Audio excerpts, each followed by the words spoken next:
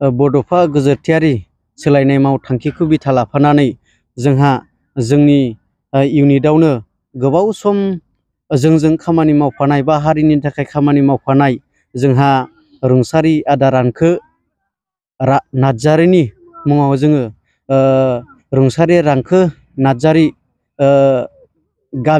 गामियारि खोन्दो जोलुर बादायलायनाय दा बेखौ जोङो मावफुङै जोङो दिनैहाय मावफुंबोनो हाबाय होननानै जोङो बुंनो हायो। दा मानोना जोंहा गाबोन जागोन अपेनिं खेला। दा बे अपेनिं खेलायाव जोंहा गाहाय आलासि हिसाबै चिरां जिल्ला दुलाराय बर' फरायसा आफादनि मान होनो गोनां आफादगिरि सार दिलीप कुमार बसुमतारी बिथांखौ जोङो गाहाय आलासि महरै जोङो हांख्रायदों। दा हांख्रायनाय बायदि सारा बाहागो लागोन। दा बेवहाय जोंनि जिथि दुवार दख्रा दुलाराय बर' फरायसा आफादनि मान होनो गोनां आफादगिरि आरो गाहाय नेहाथारि बिथांमोना बाहागो लागोन।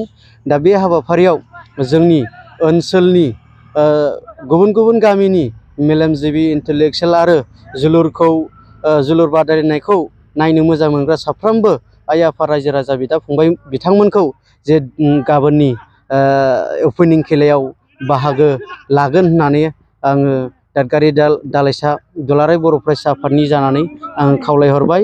आरो बे समाव जोंहा गाबोन अपेनिं खेला जागोन हिसाबै दिनैसिमाव जोंनि जे खामानि मावनाया 90% जोङो जाफुंबाय होननानै जोङो बुंनो हायो।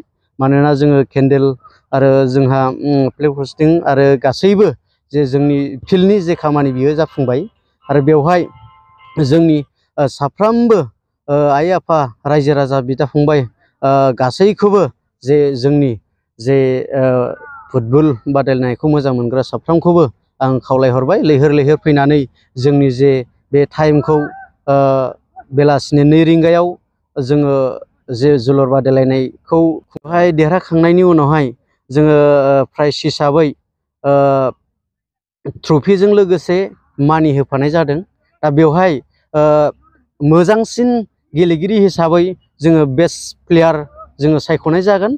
आरो बेवहाय गेलेगिरिफोरनि गेजेराव जायहा बांसिन गल सोनो हागोन बा टप स्करार जों बिनि थाखाय बेस्ट प्लेयार मानि प्लास बेस्ट प्लेयार जों होफानाय जागोन।